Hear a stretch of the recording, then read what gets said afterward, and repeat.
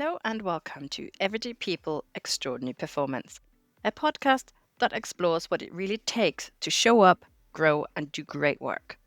Hosted by myself, Natalie Byrne, and my colleague Abigail Wilson. This series shares real conversations with people from all walks of life.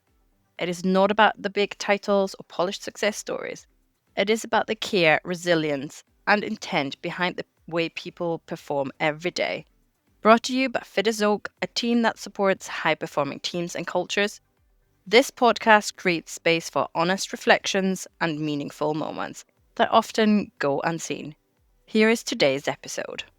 Fascinating how you were saying about, because that was what we were kind of wanting to go into in terms of how do you get into the rivalries and break that down? Because yeah, as you say, you're coming from all different parts, and why would you want to share what your weaknesses are? Because you potentially will have to face them again. So I think that was really interesting, the fact that, yeah, it took a bit of maybe authentic leadership, being a bit vulnerable, but also giving you guys that real vision. This is what we're aiming for. Put that aside. This is what the focus is. So yeah, that's fascinating. And if you don't mind, I just want to challenge you a little bit on that, because Go. I see this all the time, and people sort of say, "Oh, by telling you who I really am, by telling you what I call it the corporate armor. What telling you, but what the corporate armor is, I'm being vulnerable, and I know it's only wording and nuancing, but I think vulnerability sort of means, oh, that's a bit weak. It's a weakness, where in the sports world we see that as a strength. Yeah. If I know, a lot of times, you're going to take my position, you're challenging me and you're making me better.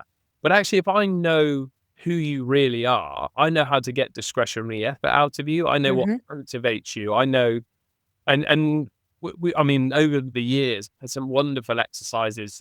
Stu Lancaster, when he first took over England, he got he did it via our wives, girlfriends, and partners, and he got hold of our first ever coach. And our coach wrote a letter to say how proud he was that he sees us on TV, and it's that kind of stuff. Because then you're playing for the people that that have helped you on your journey, and I find sometimes in the corporate world I'll be vulnerable and show a weakness, and I'm like, no, show me who you are, because I think it's a super strength. But it's such a valid point, because you're tapping into the emotions, the human element. You're tapping into what actually in the end probably motivates them. If you get this letter from someone with that emotion in it, you just want to even work harder then to make them even prouder. If he's just that to you. So yeah, you're right. It is, you get the best out of people if you tap into the human element, their emotions, and what makes them want to be motivated and thrive. That's your point. Yeah, and just to give you a bit of a live example, and it came for some work in South Africa, where I used a shield because I thought, I want to know who's behind the corporate armor, and it was the safety team in South Africa, and the shield that I sort of said, look, I want to know who's in your family, because in South Africa, family's massive. Who's had a big impact on you, a teacher, a coach, a parent, or somebody. When are you in flow? So when are you at your happiest? And what do you still want to achieve in your life? And I at the time I just thought, this will be a good exercise. Again, that sort of vulnerability bit. Let me get to know who you really are. And I sort of said, look, and who's behind the shield? And of course, even just when they were drawing them, because obviously, being English and sort of the Western, I hadn't realized, but there's all the different sorts of shields: the tribal shield shape, the Anglo-Saxon shape, the Viking. So of course, in South Africa, so many different tribes, different sort of diversity of backgrounds. Then when they started talking, oh my goodness, the stuff that they'd been through, obviously living through apartheid. And so all of a sudden we found so many just major connections. So yeah, we got everybody to draw this shield, who's behind the corporate armor. And we asked sort of the question of who's in your family, who's had an impact on you, the school teacher, the coach, like I mentioned earlier, who's really sort of helped you in your career, when you're at flow, when you're in your happiest. And then what else do you want to achieve in your career? And just by answering a few of those questions, the connections were massive. But I just didn't realize how diverse the culture, the religion, um, you know, and for me, that after that session, not only did I learn from everybody, but they all learned from each other. And there was, the synergies were amazing. So that's for me something that we sort of leveraged on the Lions. Getting to know who the person is, and also, sorry to go into rugby nuances, but it was also the first time, as I'm talking and you're creating my memories, it was the first time that I realised that players were so Brian O'Driscoll, who's another Irishman, who's probably one of the best players I've ever played with. I remember going into my room, and he had his computer out, and he was sat with all of the wingers that played who play outside him, and the centres who sort of inside him, and he was asking them, "How can I make you look good? What do you want from me?" And he sort of said, "Look, I'm really good off my right hand. I'm not so good off my left hand. If I go into a gap, this is." So he was almost asking, and something that I took into my career after that, but also into the work world, is that, obviously I'm going to try and be as good as I can be, but how can I make you look good? What do you want from me? So how can I help you? And so that's the way the Lions really went. And the thing I always, whenever I speak to corporate, people about this, they go, "Oh yeah, but what happened the next year? You've had all of your IP stolen. Yes, you've made friends, but did you get beaten the next year?" And that's when you give something up and when you let someone inside, whether it's your knowledge or whether it's you think you're going to lose out. But of course, what happened is everybody got better because everybody learned something. And I always joke and say we even learned something from Scotland. I'm Jill, but everybody learned something. And then, of course, the next year you start to go, well, they think we're going to do that, so we might need to do this. And the shift of growth in that period was massive. So for me, it was very much around take your blinkers off and think about just England. Now you're learning from all the other nations. You've got this massive opportunity. And at the end of the day, the big thing for Northern Hemisphere rugby is you're trying to catch and take over South Africa, New Zealand. So that growth period closed the gap on the Southern Hemisphere. And that's the really powerful messages and learnings that you can take then from rugby really into the corporate world, because that is absolutely applicable for the corporate world. If you really focus on something together, you make sure you find your strengths and weaknesses. It's about which people can fit into which roles. How can you make it a high-performing team? Finding the weaknesses and the strength of each other, and you complement each other. Is there any other lessons, especially then also with, playing for the Lions, but then also for the England team? That's also different group of people, different mentality, I suppose, in that sense as well. So how did that differ from the Lions team then playing for England? Yeah, and I think that's a really good question. And I think I was lucky as I went through that period. And again, I sort of wanted to say right at the beginning when you read my wonderful, quite humble when you listen to it. But actually, a lot of times I learned from the bad teams that I was involved in. Yes, because the teams you sort of come in and it just functions and you get swept away. And we had a 2007. We played in the World Cup, and it was my first World Cup. Obviously, England had won it in 2003, so 2007 was the next World Cup. But we were a new generation, and we'd lost a lot of the old guard. And we'd had an okay Six Nations, but we hadn't really we hadn't performed to our best ability. And so we arrived at this World Cup, and in the first game, we scraped past America. Then we lost 36-0 to South Africa. And being nilled in rugby is humiliating. It means that something's not working. And you imagine you're 2 games into a World Cup. You've just been nilled and you've been training for 3-4 months to peak for this competition. So it's not going to plan. And I remember, and this is sort of the bit for the corporate world, is that at the time, we were a bit of a younger generation. So our coaches were telling us what to do. And so we're there going, okay, no worries, just pick me. I'll do whatever you want, just pick me. And of course, the tactics weren't working. And so we had a big meeting with some of the older generation in that thing. And the conversation was very much around, if we don't sort this out, we're in trouble here. You know, we're going to be humiliated in front of our families, again, linking, all the people back home. So what have we got to do? And one of the things was what are we good at? Like, who are we? And what are we really good at? And what can we do? We want to win. So what are we trying to in business? What's our ultimate goal? What does success look like? What are our skills? Where are we missing some skills? And how can we best function to succeed? And one of the things that the coaches wanted is they really wanted us to play this wonderful attacking style of rugby. And when we said, look, we're not great at that, but what we are good at is smashing people, not making many mistakes. We've got some really good forwards, some great backs, direct, but this is the way we think we should play.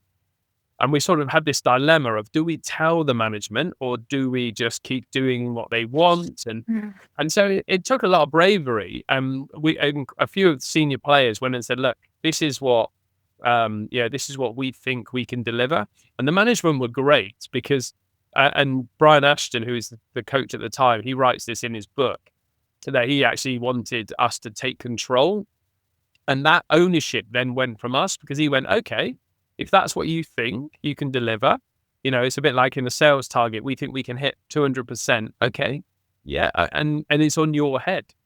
And I see in the corporate world so often is the strategy gets designed at the top, it comes down and everyone goes, I'm not so sure about that. We were doing that in rugby. We were like, yeah, okay, we'll give it a go. And of course, when it was going wrong, we were like, well, it's your idea. You're wrong. We're trying to do what you want and it's not working. Whereas when we had when it was all of a sudden that dynamic, just the coach saying you're in control changed everything. It changed the on-field behaviors. And I suppose in business, it's called empowerment. But then late for training, if someone turned up late for training before, you'd be like, oh, you're in trouble with the management. Oh, I'm going to wait and see what your punishment was. Whereas all of a sudden, when it was our game plan and someone turned up late, you were like, well, no, that's, you're letting us down now. And we dealt with it. And so all of the discipline was dealt with us. So that, just going back to your point, like England was a journey and we got there in the end. But initially, when I first got into England, it was very much just follow blindly what the coaches wanted and hope that you win. Whereas as we started to realize actually we were in charge of our game plan, we were in charge of our culture, it couldn't really, the top can guide it and they can help you and set the parameters, but actually the team that's delivering on the day needs to onboard people, needs to make people feel happy. There's a lot of stuff around that piece that you can learn from sport. And that's also probably where a lot of the thought process goes in rugby teams or sport teams, but also in organizations, that there's a pecking order. You need to fall in line where you're supposed to be. There's big personalities and all that. So do you feel like that's something within rugby that's still very present, that you have to appeal to those rules? Or is that shift happening? And in rugby, but also in organizations, do people understand now actually leadership is something a little bit different, that maybe the old style thinking that we've been thinking for a while? Is that shift happening? Or do you feel like it's happening? Yeah, definitely. So I think it's a great question. It's quite multifaceted in terms of I'm quite traditional, and there's a phenomenal book out there called The Geek Way, which talks about human beings, we learn from others. So I think in the book he sort of talks about that actually if you put a human and a chimp on a one-on-one task, actually on a repetitive task, the chimp beats us every time just because it's fast, not monotony, but it's redoing. But where humans are different is that we learn from each other. And hence the reason we can build a rocket and send it to space. They're still, although they're more intelligent than us, they're still eating ants with a stick out of a log. So part of me is quite traditional in terms of what do the elders, the experience, because I think there's a lot in it, in experience. So getting the right blend of what are the more experienced, what they come up with, what's their almost like a mentoring stance. But then also the world's changing so fast. And I suppose I use the analogy of when my dad could never work the video recorder back in the day, and technology's taking over. So how do you get a really good combination of the new ideas, the new way of looking at something, and blend it? Because that for me is where coaching comes in. Because if you think you can just do it normally, you're trying to do your job, you're trying to focus on delivery, and actually you've got somebody coming in outside of the box saying, right, well, how are we going to think differently? How are we going to press pause, take a view of what we need to do, and then go from there? And that's where, again, I think sport was very good in terms of, because it's yearly and you're trying to win a league, whereas business is a finite game. It goes on and on and on. I think sport's very good at, right, debrief. What did we learn, from last year? What do we need to do differently? What are we trying to achieve this year?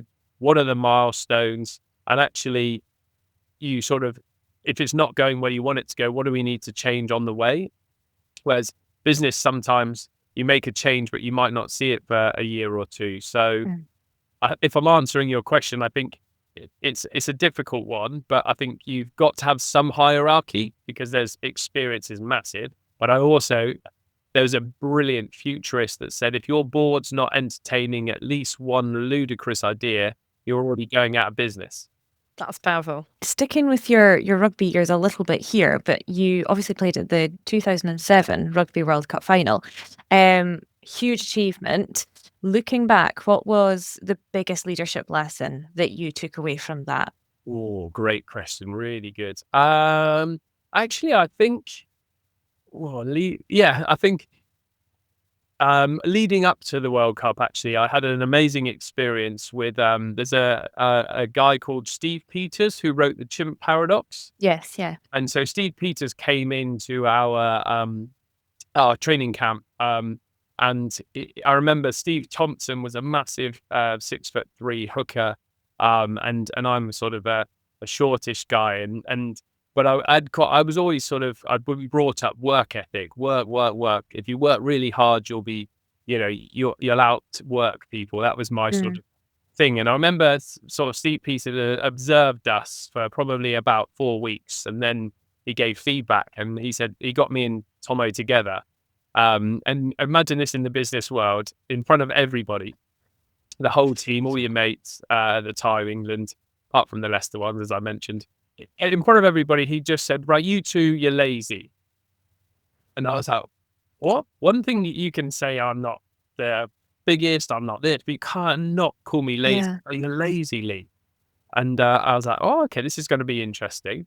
I was like, okay, yeah, elaborate. And again, where you sort of get used to feedback in rugby, and so you want to know a bit more. You've got that sort of. And he said, look, just look at how you both train today. He said, you both went into the gym. I've seen it for the last 2 weeks.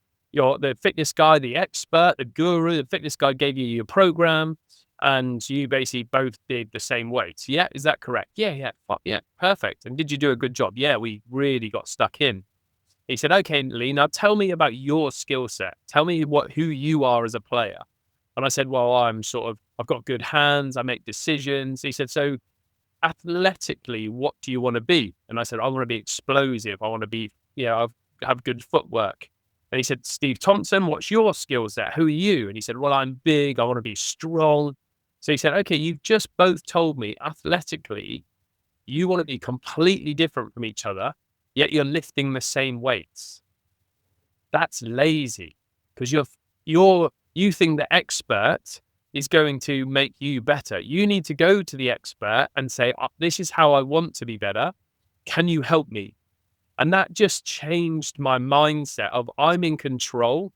And so as a leadership bit, what a lot of times I see is people sort of, we get into what we call, and it's a horrible word, but it's the victim mode. So, so-and-so's not giving me a promotion. Oh, I can't do that because I don't have enough time. So we palm it off to external circumstances, whereas he was amazing. And he sort of said, look, I want you to think about yourself as the king of you, and you should be going to experts and saying, look, I need to be faster, I need to be stronger, help me. You still got to do the work, but challenge their thinking. Don't ever just be, he said, because your fitness coach, no disrespect to him, he's never played international rugby. If you're at the top of your field, if you're a CEO, not many people have been on the path that you're trying to take the company on.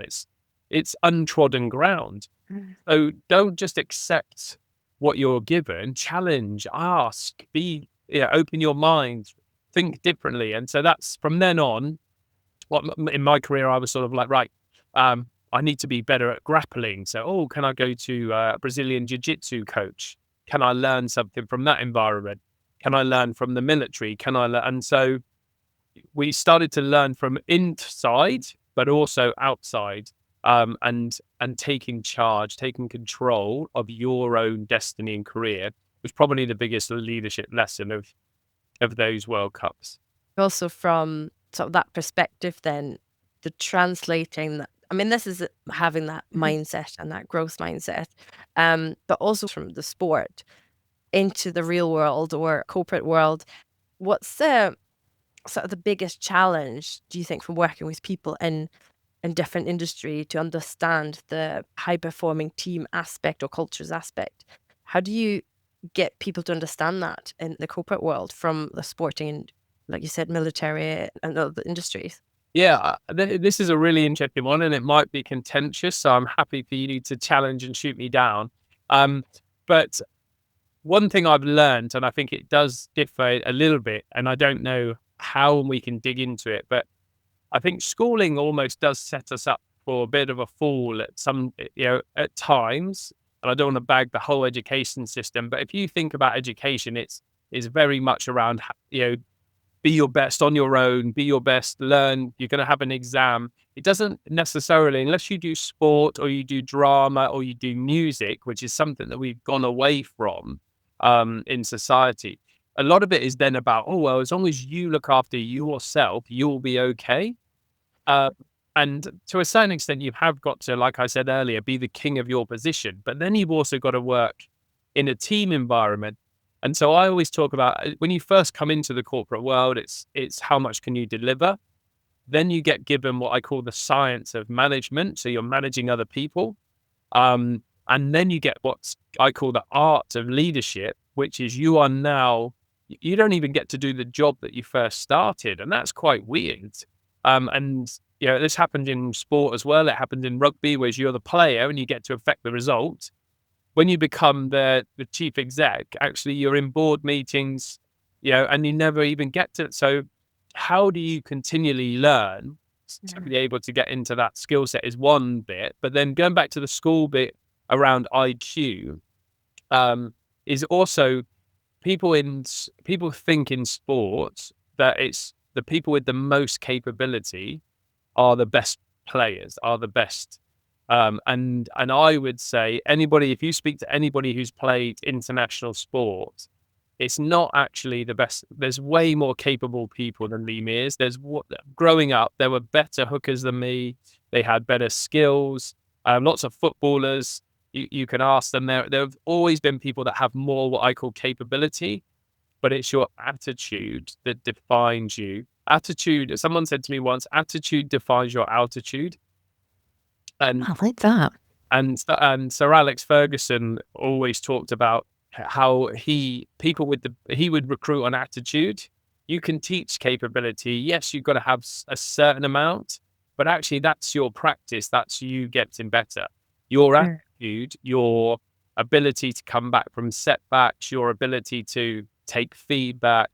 So for me, I would say that's the one thing in the corporate world is so often people go, what's your CV? What's your capabilities?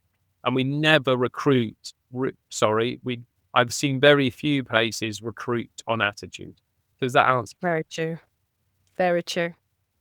Yeah, I think that's brilliant. I think, as you say, I really like, can you say that again? What was it? Attitude? Your attitude determines your altitude. Determines your altitude. Yeah. I love that. That's really good. I like that. And if you think about it from a leadership point of view, then you can actually affect someone's attitude.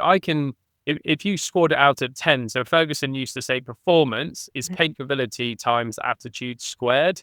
Mm-hmm. So if you think about it as a mathematical equation, if as a leader, if I get to know you and the discretionary effort and who's behind the shield, I then know when you're having a good day, I know how to, do I need to say, come on, can you, do I need to kick you up the bum, Abigail, or do I need to put my arm around you and say, look, you do well, I can then affect your attitude. I can help Yes. you. So I can dial it up and I can dial it down, which then goes back to my sort of, leadership is an art, is how do you as a leader get the best out of others? And what do you think is the role of trust in kind of team building and in leadership? Because, I mean, what's your thoughts on it? And obviously, do you think it is important? Yeah, I literally, I love trust. I think it's the most important thing in a team. And again, going back to the sort of the exercises that we spoke about this morning, is you're building trust. To be vulnerable, as we said, actually that shows trust. And so then that not only, and it always feels weird because I was speaking to somebody yesterday and they shared something that nobody knew. And then I sort of said, like, how do you feel? Oh God, I feel. And then you ask the people that had listened, and they sort of said, oh my God, I feel like you trust me. So now I feel great because I feel like I can help you or that you've let me in. And so it's a weird one, isn't it? We feel vulnerable, but actually it's really empowering for the other person. And when I first started coaching, I got into the corporate world, the amount of times I would say, oh, it's probably the number one thing in rugby that we sort of go after is building trust. And they'd go, oh yeah, that soft skill. That what? What did you say it was? And they're like, oh, you're talking about soft skills, aren't you? And I'd go, oh my God. Very point is trust a soft skill. And I still see it now. Oh yeah, we're going to talk about soft skills.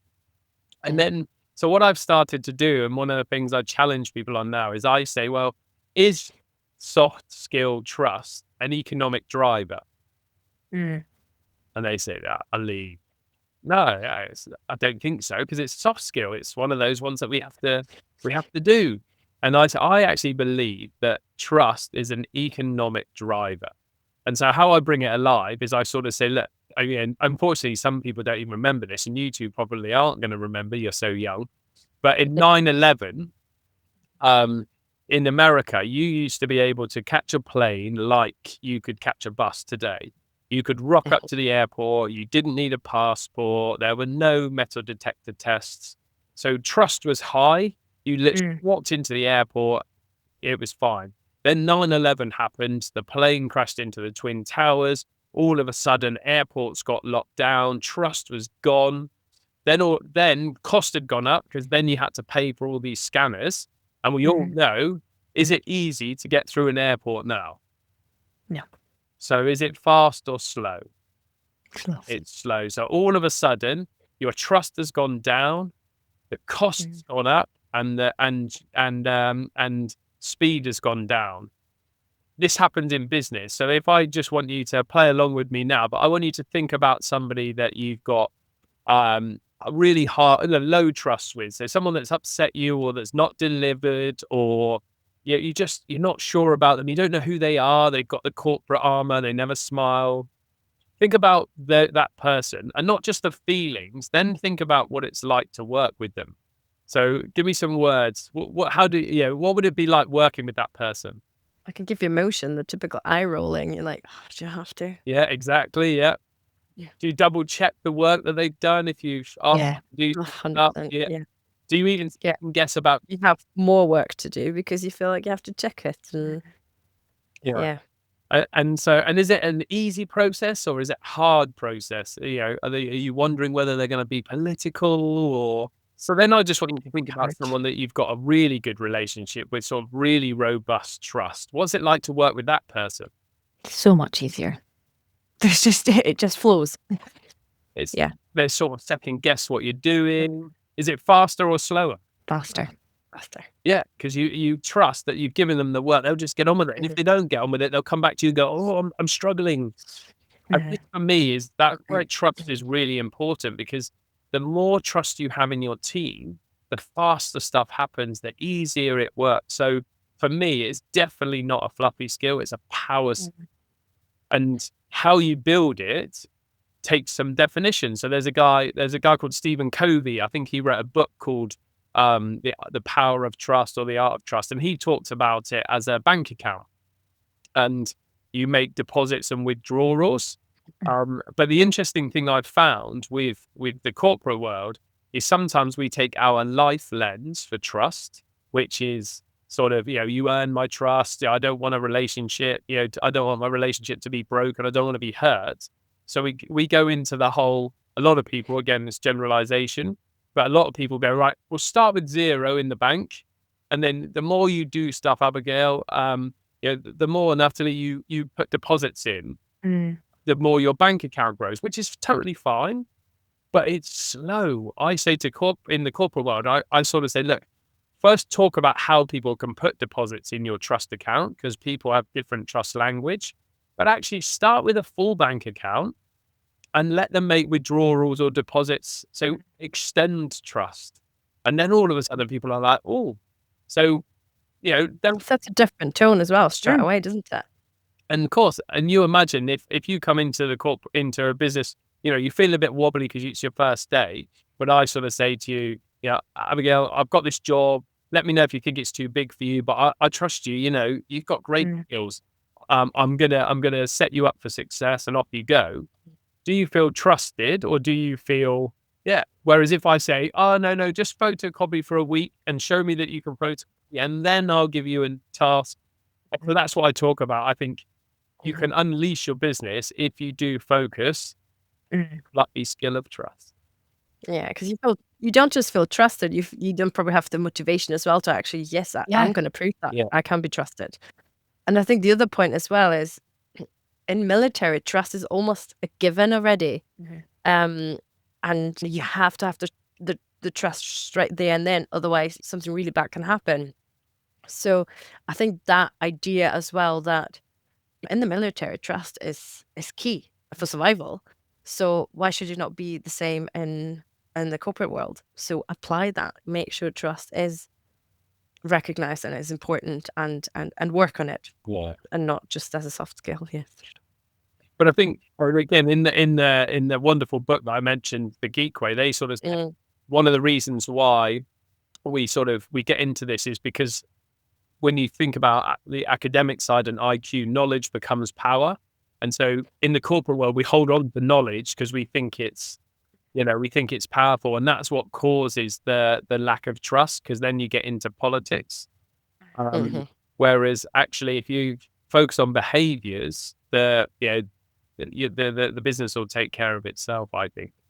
We spoke about mindset already and the powers of mindset, but how can you develop that right mindset in leaders? Like, how can a leader develop that, especially the corporate world? What do you think are sort of go-to exercises to develop that skill? Yeah, good question. So I suppose it's there's a couple of elements to your mindset there. So first and foremost, I think definitely priming your mindset is a key thing. And you can see this with different people. I mentioned earlier, you sort of got the victim mindset, and you've got the player mindset. You're gonna have to help me come up with some better wording for it. But your mind is it's our best advocate. It's also our biggest sabotager. So it can unbelievably help us, but it can also cause us lots and lots of trouble. And there's a thing in neuroscience that we call it RAS, reticular activating system. And your RAS is this amazing part of the brain. It's like the computer. And Steve Peters, the guy I mentioned earlier, he talked about, you've got your monkey brain, which is your prefrontal cortex, so your fight, flight, survival brain. You've got the computer, which is your automated bit. So when something drops out of a shelf, you catch it. You do it and you go, oh my God. Or you've driven somewhere. We're not condoning this, but you've driven somewhere and you get there and you go, oh my God, how do I get here? Your automatic brain. And then right at the back, the most important bit is what I call the human brain, which is your problem solving. And if you understand those 3 bits, obviously the prefrontal cortex is when you're under pressure, which is why we talk about psychological safety. It's your survival. The computer brain is the bit that you do it every day, and then the human, and you can program that middle bit, the computer bit. And what I mean by that is, have you ever walked down the road and you bought a new coat, or you've bought a new car, or bought a new pair of trainers, and all of a sudden you start seeing loads of people with the same trainer, and you're like, oh my God, how many people have got the same? And I had this with my wife when she was first pregnant, and because pregnancy was, I didn't ever notice anyone. Then all of a sudden I'm like, how many pregnant people are here? And it's your reticular activating system basically filtering millions and millions of bits of information every second and going, that's relevant. Oh, that's relevant. And so what you can do to make stuff, if you wake up in the morning, as simple as this, a little trick, if you wake up in the morning and you say, you swing your legs out of bed and you go, today is going to be a good day, your brain will help you. It will say, oh, the sun's out. Oh my goodness, you've got a gap today in your calendar. Oh, this, and you can really program it to make you to help you be positive. If you swing your legs out of bed and you go, oh, I feel rubbish, guess what your brain's going to do? Mm-hmm. Going to find all the things to point out. Oh, it's raining. Yeah, there's no breakfast in, and you can get into a downward spiral. So we explored this in sport because England, and they've since done Gareth Southgate actually did you can tell there's lots of links in sport, kind of everybody finds the best people out, but Gareth actually used a sports psychologist, and they were trying to find out what the England team, because England are notorious at missing penalties, they were trying to find what their mindset was before taking penalties in the Euros. And the majority of players, before they went to take the penalty, were thinking, I hope I don't miss. Oh, what happens if I miss? And of course, the brain then goes, oh, fight, freeze, everything tenses because you're, and a lot of the players froze because you were in survival mode. Like, don't make a mistake. And then you speak to the Europeans, and again, they'd done the sort of the shield exercise of, imagine how proud my family are going to be. What's it going to feel like when I score this penalty? How amazing. So of course, all of a sudden the body's like, oh, and generally they score the amount of goals. And so sport then realized, actually, you can do a lot around visualization. You could do a lot to really prime your brain to help you with your attitude and your mindset. I don't want to pull you off on a proper tangent, but we're seeing this in with social media at the moment, is because every day you're getting pictures of people on holiday, and then we feel really bad because we're like, oh my God, I've got to go to work. Everybody's on holiday. Yeah, everyone's on holiday. You're just getting that shot of someone's world. But of course, it makes us feel really bad because you're going, what an amazing life they're living. And always says, living his best life or whatever. I know, it's just a holiday. Oh, that's from 3 years ago. But it's your mind will really, it's an amazing untapped resource.